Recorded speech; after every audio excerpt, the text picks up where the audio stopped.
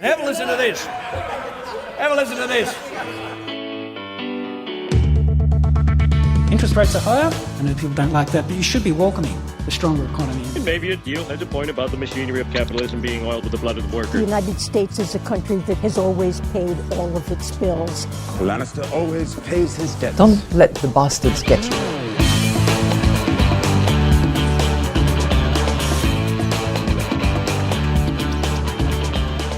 Hello and welcome to Comedian versus Economist. We demystify the world of money and help you get a handle on the bigger picture. My name's Adam and we're joined as always by my little older brother and real-life economist, Thomas. Hi, Thomas. Yeah, g'day, Adam. How you going? Doing very well, thank you. We do love ratings and reviews on this show, of course, so perhaps while you're listening to the podcast today, maybe go and leave us a cheeky little review. That would be much appreciated. But we do have a massive show coming up. Power bills are set to moon. That's not a cool name for the latest cryptocurrency, although, Thomas, if you think about it, power bills is a great name for a cryptocurrency. Power bills. Sadly, no, just a good old-fashioned power price increase. And forget working from home. It's time to start homing from work as New York starts converting office space into apartments. And maybe we won't have to work at all, though, because we've got more robots coming for your jobs. These are actual robots, though, not just a glorified chatbot. But first, Silicon Valley Bank, Signature Bank, now Credit Suisse, banks crashing all around us. Did someone say KFC? Sorry, GFC. Did someone say GFC? Thomas? Yeah, it's going on in the banking sector. But, you know, I feel like, regulators assure us that it's all fine. And I'm reminded of that meme of the dog sitting in a burning building going, this is fine. Regulators reminds me of that, when was it, the 90s show? That 90s song, sorry. Regulators. Oh, Regulators. With Nate G. No. No, Nate Dogg and Warren G. And I'm not a rapper, so. Yeah. Good segue. Yeah. Anyway, what's Nate Dogg up to? Yeah. Well, maybe he's moving his money out of Credit Suisse. Probably not. I don't think he's probably doesn't have anything to do with Credit Suisse. Yeah, but more banking chaos. So, so SVB got the full bailout last weekend, and then midweek Credit Suisse nosedive. So its shares fell 30% at one stage, got a trading halt. Credit Suisse is a pretty big bank, no? Isn't it? That's one of the big ones. It's massive. So we've moved on from the little SVBs and signature banks, and now we're like big end of town. It is big, but I think it's like a quarter of the size of NAB still. So it's big in terms of as an investment bank, it's big. And I don't think Credit Suisse has a lot of retail depositors. I think they're more of your uptown kind of bank.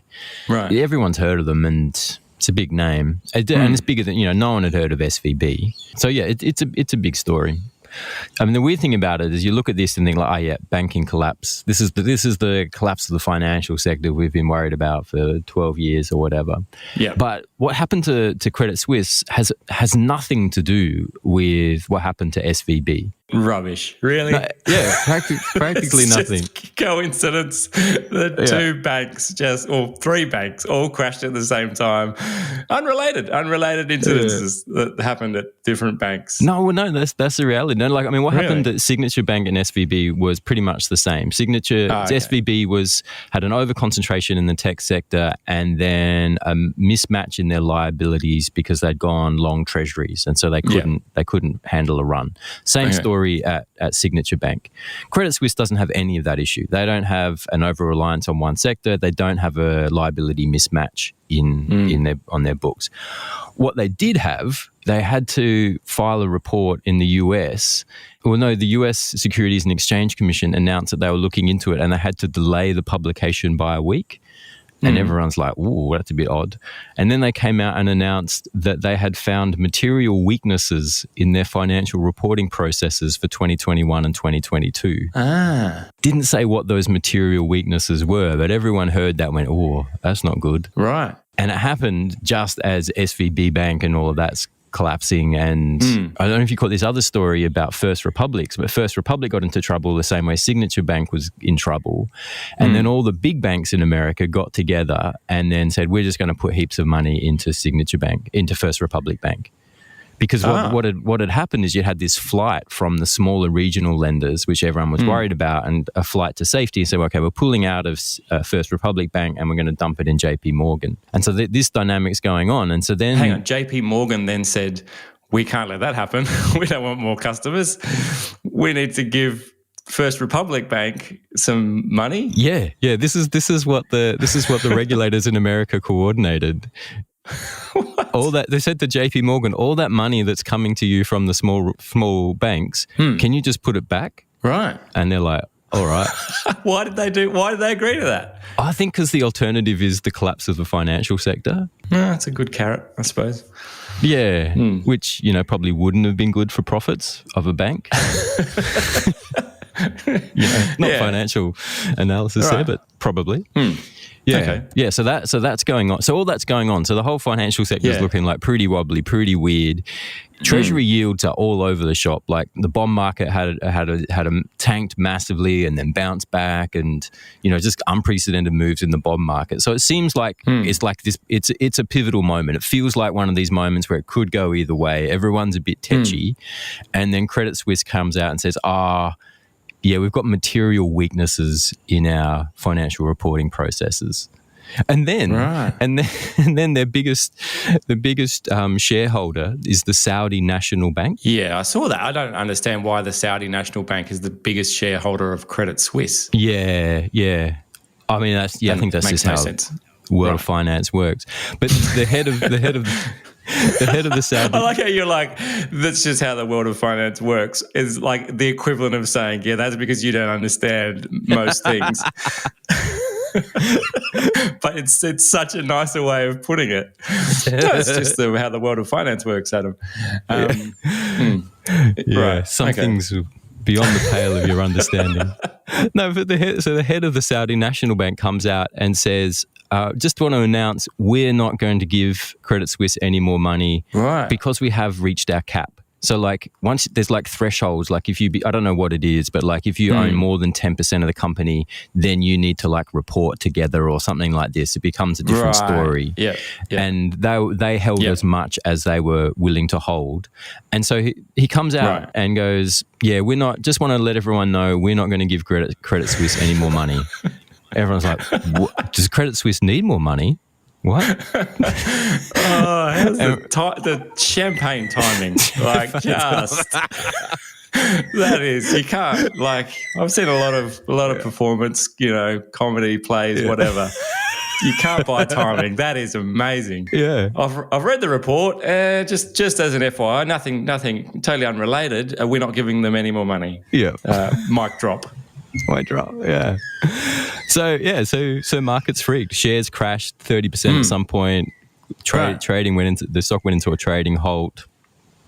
European banks across the board smashed like 10%, UBS down 7%. So then the Swiss regulators stepped in and said like, no, they're good, they're all right, they're fine, they don't have any liquidity problems. Everyone's like, yeah. And then Credit Suisse went and says we're taking decisive action and we're tapping a $54 billion loan facility from the Swiss Central Bank. There's nothing wrong, but we are going to tap $54 billion from the Swiss Central Bank. It's standard practice. We do this every Wednesday. It's every second Wednesday of the month. We just ask for $54 billion from the US. It's what we do. Again, unrelated to everything else that's going on. In some ways, it's just bad timing. And the funny thing is, like, I'm reading this, like, I'm going like, poor Credit Suisse. Like, they just got caught up in the chaos. It's nothing of their own fault. But then you look into, people saying, Credit Suisse has been on people's watch list for a while because their profitability's down. Their costs are up and their margins are weak. And they got a criminal conviction for allowing drug dealers to launder money in Bulgaria. They got entangled in a corruption case in Mozambique, and got involved in a spying scandal and had a massive leak of client data. And Right. Okay. Well, no wonder their regulatory report was late. Like, I've been busy. we've got a bit going on. We've got criminal trials, lawsuits. We can't be filing accurate reports on time. Like, cut us some slack. We've got to prioritise it. We've only got so many. We've got finite resources here at Credit Suisse. We can't be submitting regulatory reports where we've got bigger fish to fry. So sorry it was late.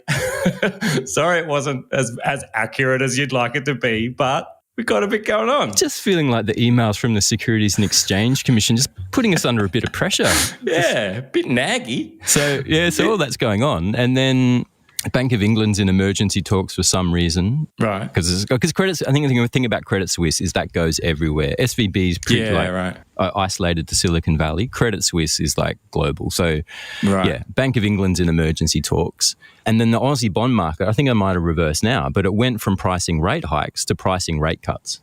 Going okay, wheels are coming off the financial system. Rate hikes are off the table. We're back to rate cuts. Wow. Yeah, but I mean, bond market's all over the shop. So by the time this comes out, that could have changed. But and in fact, the Credit Suisse thing's changed too, hasn't it? The Credit Suisse, like I saw this morning. So we're recording on Friday, by the way. This is Friday the 17th of March. The Credit Suisse I saw this morning, their share price is back up 30%. Is that because everyone gave them money? Yeah. I mean, I think everyone took a look at their actual balance sheet and went like, it's okay. Right. It's not great in the sense of their profitability. Like their profitability is still hurting. And their market cap is well down on where it was in 2021. So it's a business with some problems, but it's not a bank at the brink of collapse.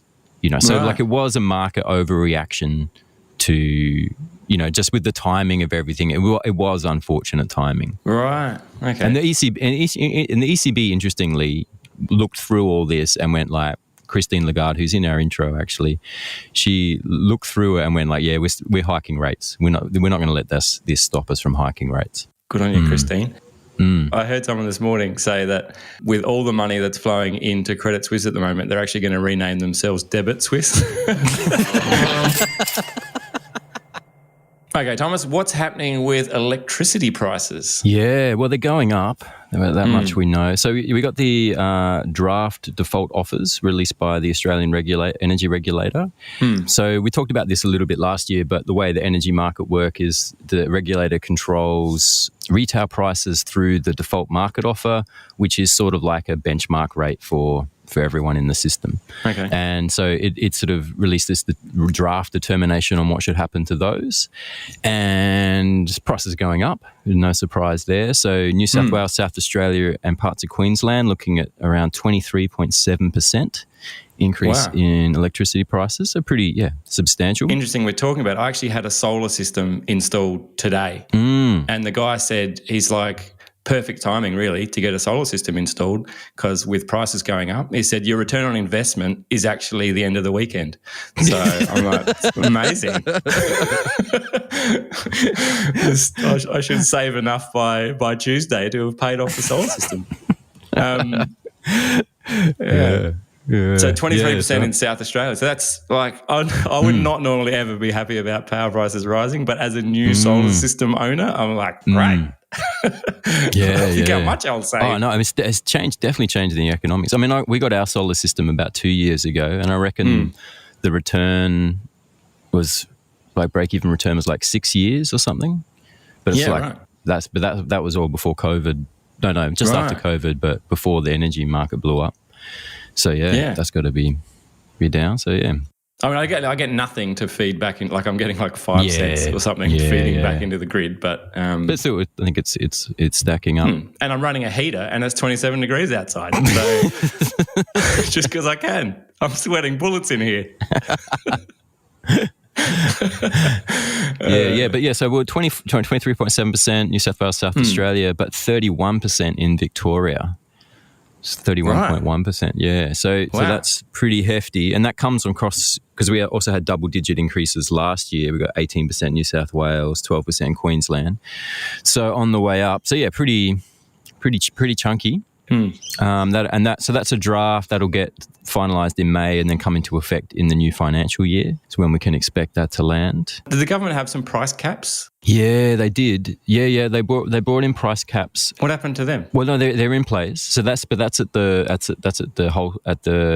generator level. And it seems to be working. Like it has to have brought down prices. Miss Claire Savage from who's the head of the AER. Yeah, she said that it worked. At one stage, the AER had predicted a default market offer of a rise of between 35 and 50%.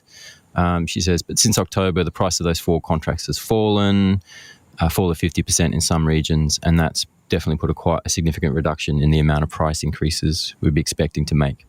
So it worked. Good job. Okay, that's good. But generally then this is bad news for households. So obviously people are going to have to pay more money. Yeah, it is bad. Yeah, it's hard. It's hard for households who've got to come up with that extra cash flow. It also there's these 2 time bombs sitting in the inflation data, which is the other interesting thing about this. So this 31% increase in Victoria, that happens in July 1st. So that kicks over in Q3 of this year. That means that's going to be showing up in the inflation data, in the annual inflation data, all the way through to Q3 24. That big jump in power prices. Does that make sense? So our headline inflation, that's going to a 31% increase in electricity prices will feed through into headline inflation, and that's going to stay in the inflation data until Q3 2024. Surely you're going to tell me that the RBA is across this though, and that they're going to factor it in, that they're not going to be looking at the inflation data in August and going, whew, still pretty high. We're going to have to keep pumping the rates up. Well, I mean, they've got to anchor expectations, and they've got to meet the reality, and so they've got to do whatever it takes. Anchor expectations. That's just fancy economist talk for we're putting prices up and everything's going to get harder. Yeah, no. But if inflation's running at continues to run at 5-6% because of power prices, and people expect inflation to run at 5 or 6%, that becomes a self-fulfilling prophecy outside of the electricity prices, and inflation sticks around for longer.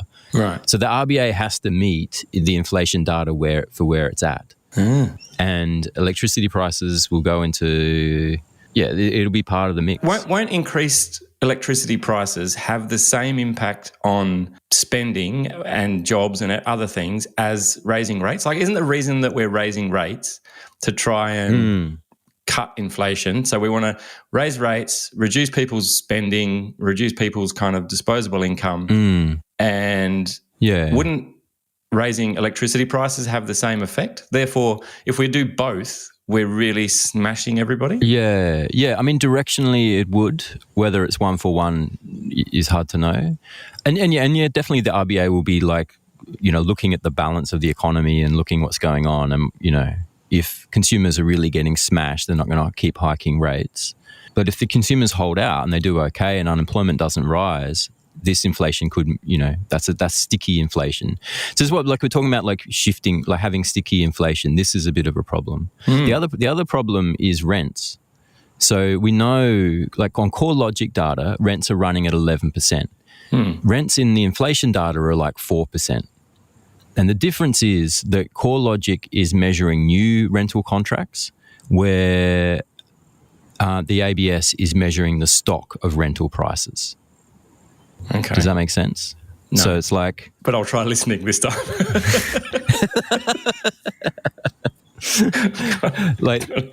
They talk about it like a bathtub, and like the new rental contracts. Yeah. You're speaking my language. Put it into things I can understand. I know what a bath is. Yeah, so new rental contracts are the water flowing into the bath. Yeah. And if they're running at 10% higher, that's filling the bath with a temperature that's 10% higher. But the existing bath is the total market, regardless of when rents were agreed on. So they'll be in the bath of the total pool of rental agreements. There'll be rental agreements that are 4, 5, 6 years old.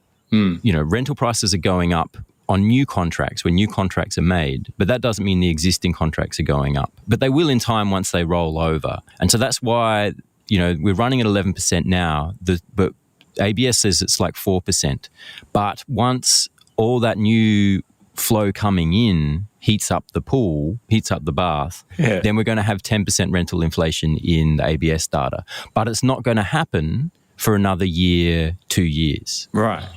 Do you know what I mean? So we've got these two time bombs now with electricity prices and rents, both fairly substantial in the inflation data, that are going to stick around for quite a long time just on the nature of the way the data works. Right. And that's going to happen regardless of what we do with rates then? So aren't we? We're raising rates to try and curb inflation.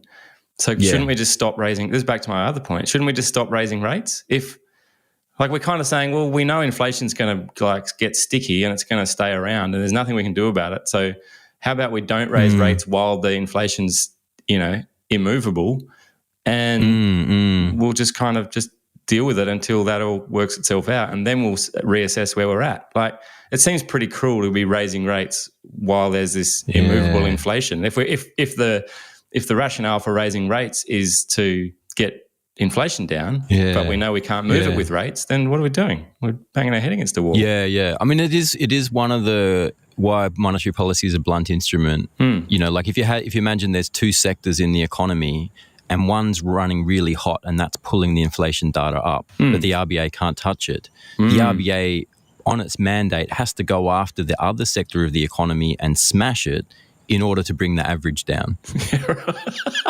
Do you know what I mean? That's its mandate. This whole system's broken. Let's just get used to having 6% inflation. Well, how about that? Why don't we just do that? That seems like a far easier thing to kind of digest if we just go, why don't we just say 6%'s okay? Yeah, you can't shift the inflation target every time it's uncomfortable. That's exactly what politicians do all the time. They're like, well, we're going to have to review the policy. Yeah, and that's why they took it out of the hands of the politicians. Well, we had a policy, but the policy started to really drift away from the reality. So now we've formed a crack squad and we're going to review the policy. See if we can bring it into line with reality. It's not how the financial world operates. All right, let's take a break here. We'll grab a word from this week's sponsor and be back with more Comedian versus Economist right after this. All right, Thomas, we're talking about a new property project in New York City. What is it? Yeah, it's an office conversion. So office has been converted to a bunch of apartments, basically. So they've taken this sort of heritage-listed Art Deco building, which was first built in 1931. And they've done a whole bunch of renovations on it, like massive renovations, lots of plush amenities, marble kitchens and baths, herringbone floors, apparently. La la.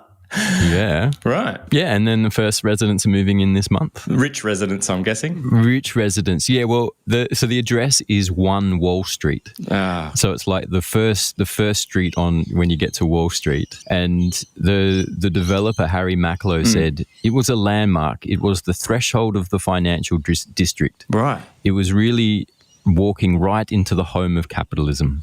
Yeah, wow. Which, I think that's going to speak to a particular demographic. I don't think that many people are like, I want to live in the home of capitalism. I was going to say, who wants to live in the financial district? Like, of all the places in New York that you could live, there's, beautiful park views and all sorts, and you're going to choose to live in the financial district. And the last thing the financial district needs is bloody outsiders coming in. People who didn't grow up in the financial district moving in start complaining about the noise from the regular Thursday night live spreadsheet competitions going on at the milk bar. Get your formulas down. Some of us are trying to sleep. Just classic. They move in because they like the vibe. I know. They want to be all financial. And then they get there and they complain the economist is staying up too late. I think I'm actually on record maybe on this podcast as saying we should, like when COVID kicked off and all of the buildings in the city started being evacuated, evacuated, basically going unused because everyone was told you need to social distance and stay at home and you can't move about. I think I actually said that we should convert them into living spaces. I was more thinking of homeless people having a roof over their head, which I don't think this is what the goal is here. I think this is to better service really rich people. Still, it's nice to see someone do it. Could have had a better social outcome, but yeah, you take your little wins. Yeah, I mean, it's an idea that's been floated around for a while. Like, there's sort of the macro factors that are driving it. One is the epic housing shortage. 2 is that low office occupancy, and office occupancy hasn't bounced back to pre-COVID levels yet. And it does look like we're sort of moving towards more of a hybrid work story, which has less demand for office. Footprint, less space. So that is freeing up some office space, which does look like a long-term trend. At the moment. Well, So I hope so, because they've spent a lot of money converting this office into. Because as far as I know, they ripped out pretty much the entire inside of the building. So if they're like, you know what, turned out working from home was a fad, we really need that. We're going to need to move these people out. That'd be ironic if the really rich people who moved in ended up homeless because they got booted out of the office dwellings because we misjudged how long people would stay away from the city. Yeah, but yeah, so it could happen here because you got the same 2 macro factors: the housing shortage and that low office occupancy. It's interesting, like you're saying, like there's the 2 big barriers to this. One is the perception of living in the CBD, that the CBD doesn't have a fun vibe, being a financial district. Obviously haven't been to the financial district. It's going off. Yeah, but the other thing is the expense. So one thing I learned from this article is that it's really expensive to convert offices to residential because offices are designed, like all the plumbing, all the electricity, everything is designed for an office, and it's a very different kit out. Yeah, and what Harry Mackler was saying is he had to completely gut the building, all the plumbing, electrics, elevators, stairs, everything, it all came out until only the shell remained, and then he started again. So I think office conversion sounds like a neat idea. It's like, we'll just put a few beds in the corners and call it a house, but it's actually a much bigger story than that. Yeah, it'd be interesting to see. It's an idea that's been floating around for a while, but hasn't really taken off. I think the communal kitchen and the cafe area, that's always... I think if I look around my office, I think that's the biggest barrier to me wanting to live there. It's Simon from the infrastructure team just walking in at any time.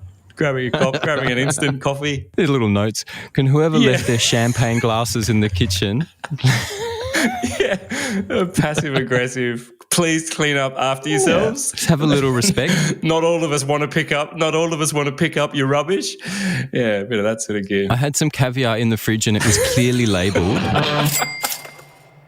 All right, Thomas, finally, you've been yelling at clouds about robots taking our jobs for most of this year. Any update on that? Oh, it's coming. Right. It's coming. We should be angry? Yeah. I mean, no, lots of opportunities, lots of excitement, but potentially a massive job apocalypse on the way very quickly. The thing that caught my attention was there was a test of an AI robot in Marks Apparel. Is a store in Canada, Vancouver, Canada. Marks Apparel, retail clothes and stuff. I think they do workwear. I think. Oh, do they? I think so. Yeah. Okay. They're owned by a tyre company, a Canadian tyre company. Oh yeah, that's right. The way the world of finance works. Yeah, but they did a robot trial, and it did good. Right. It did good. Yeah, it had a week-long pilot test. It had a human looking over its shoulder, but it did well. They were happy with the results. I think it not only had a human looking over its shoulder, it also had a pilot. Like, it had someone, like an engineer or someone, who was driving the robot. Is that right? I thought it was autonomous. I think so. Oh, maybe it was. Yeah, I thought because it's AI driven, so I guess that would make sense. I think if someone's in there with a joystick controlling it. Yeah, the gig's up. Yeah. What do you think of our new autonomous robot? This is someone reminds me of a comic I once saw. Someone was like, this is the latest ultra portable laptop, and then there was like a cable that ran to the other side of the wall where there was an enormous battery. Right, okay. Yeah. So it did good. It did good. But the thing that blew me away is that it did 110 different retail-related activities in the front and the back of the store.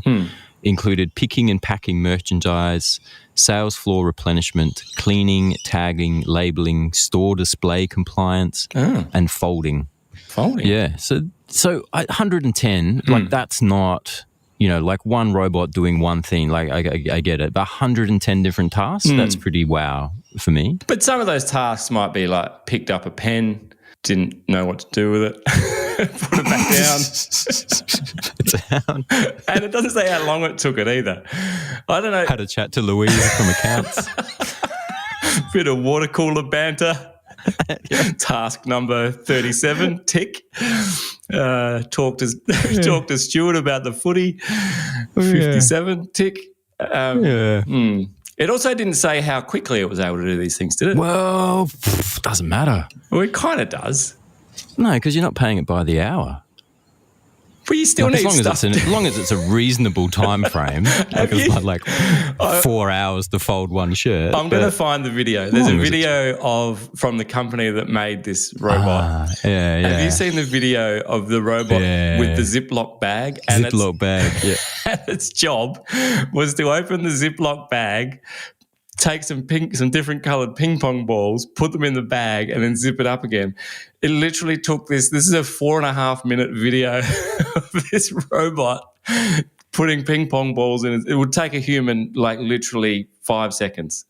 So I think time needs to be considered here. I think so, but it's also like you got to remember we're on an exponential curve here, and like if it's 4.5 minutes now, in 5 years it's 5 seconds. Right, like if it's done the task, that's the breakthrough. I mean, that's the thing. Like, the big challenge is getting the robot to think like a human and do the problem solving. But the other big challenge they talked about with this is hands and mimicking hands, and saying that 98% of all human work requires the dexterity of the hand, and that has been a massive challenge because human hands are just this marvel of engineering. But they're cracking that nut. And 110 different retail tasks from one robot, that's pretty impressive. I mean, how many tasks are there in a retail store? Like, can't be that much more than 110. Yeah, and even the hand story, like you have to think, like the store at the moment is set up for hands. Like it's set up for people with hands. And so if you get the robot kind of doing 80% of the work, and then there's like 20% of tasks just need hands, then maybe you're at the point where most of the work can be done by a robot, and you go, you know what, why don't we just refactor the store to not need hands anymore? Like, if you look at Amazon's factories or Amazon's whatever's, the robots flying all over the place and picking things off shelves, they're all designed they don't rely on hands. I think maybe we'd just reach a tipping point and we go, you know what, hands, we're just old school. It's more for your smaller stores where we still use hands. Because at some point, as you say, if you can do 110 retail tasks, then I don't know. I mean, the cost has got to be a barrier too. Like, I don't know, what does a robot cost? Well, I'm guessing millions of dollars still. For now.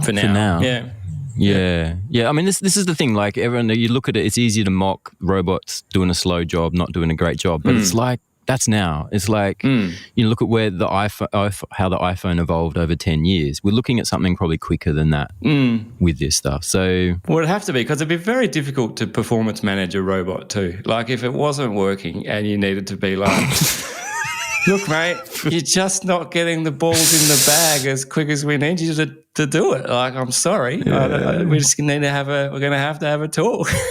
Are you even listening to what I'm saying? I don't know. The other risk you've got too, of course, is they're only suited to some industries. You couldn't have a robot working in an electronics store. The temptation for theft would be far too great. You have your robot worker just start fleecing new parts for itself off the shelf, skimming the crypto till. Like, where does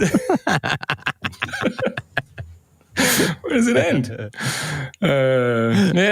We'll see. I guess only time will tell. The thing I also found funny about this article is how much they were trying to really go out of the way to say this wasn't coming for jobs. Right. So Geordie Rose, who's the co-founder of Sanctuary AI, said that the robot performed many necessary but rudimentary tasks that people note finding unsatisfying or unfavourable. That's work. That's work, right? Like work jobs is literally a list of tasks that are unsatisfying and unfavourable. Here's a list of things you probably don't want to do. Do you want to do them? No. All right. What if I pay you? Okay, I'll do them if you pay me. This is the foundations of work. Yeah. And we got to remember too, back in the early days of cigarettes, you know, there was a time when I think some people were trying to say cigarettes were actually good for you.